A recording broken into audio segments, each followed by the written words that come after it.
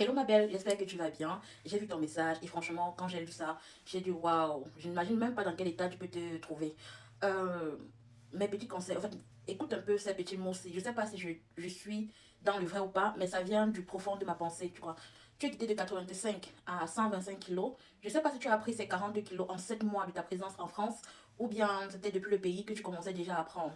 Si tu les as pris durant tes 7 mois, si tu as pris durant tes 7 mois, c'est énorme, c'est énorme. Mais je ne vais pas te blâmer par rapport à ça. Qui suis-je? Moi aussi, j'ai pris beaucoup de poids ici.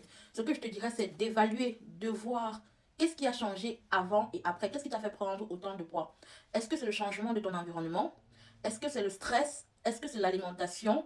Je pense qu'il y a aussi beaucoup l'alimentation dans tout ça, d'accord? On arrive ici, il y a, en fait, tout est accessible. La nourriture est abondante. Je trouve qu'on mange trop. Il y a trop de nourriture ici-bas.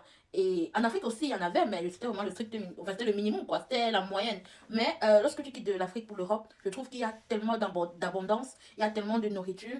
Et si tu as succombé à cela, au gâteau, au yaourt, aux sucreries, la première des choses serait d'arrêter toutes ces sucreries-là. Arrête d'abord le sucre, commence à manger équilibré. En fait, visualise-toi, essaye de voir un peu ton quotidien, comment est-ce que ça se passe.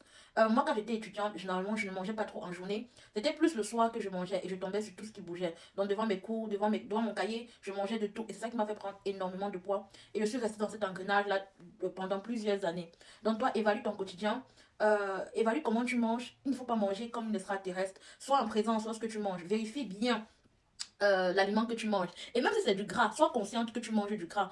Ça serait intéressant pour moi si tu me disais que oui, je mange trop de sucre et je ne sais pas comment arrêter. Là, j'aurais pu vraiment t'aider à te dire arrête le sucre, arrête ceci, va plutôt vers les légumes, va plutôt vers les légumineuses, mange les protéines, prends les féculents, mais pas trop, prends ce qu'il faut, tout simplement. Donc, ma chérie, pour un premier pas, je te dirais observe-toi, observe ton environnement. Et quand tu observes cela, tu te notes dans un papier et tu vois ce que tu peux ajuster. Tu dis, ok, ça, je mange trop ceci. Voici comment je peux ajuster pour perdre le poids. Ne fais pas de régime parce que le régime ne va pas t'aider. Le régime, tu vas perdre 10-20 kilos. Mais si tu n'as pas mis en place une routine, une habitude, une discipline alimentaire et sportive, tu vas reprendre parce que le régime est temporaire.